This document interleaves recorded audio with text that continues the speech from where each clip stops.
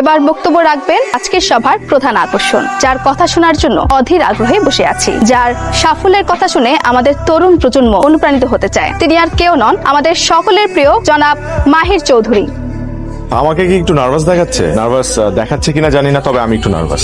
একটা সময় আমিও আপনাদের জায়গায় ছিলাম, ঠিক এই সিটগুলোতেই বসেছিলাম। তো আজকে ভাবলাম আমার লাইফের কিছু অভিজ্ঞতা আপনাদের সাথে শেয়ার করি। আমাদেরকে তুমি করে বলেন স্যার। আমি এই কথাটা শোনার জন্য এতক্ষণ অপেক্ষা করছিলাম, কারণ নিজের ভার্সিটির ভাই বোনদেরকে আসলে আপনি করে বলাটা শোভনীয় না। আচ্ছা, তাহলে এখন একটু সিরিয়াস আলোচনা করি। তো আগে আমার একটা প্রশ্নের উত্তর করো, কারা কারা লাইফে চাকরি করতে চাও? হাত তোলো। বাহ, সবাই হাত তুলেছে, শুধুমাত্র তুমি আর তিনজন বাদে, রাইট? তোমরা তিনজন চাকরি না করে কি করতে চাও? বিজনেস।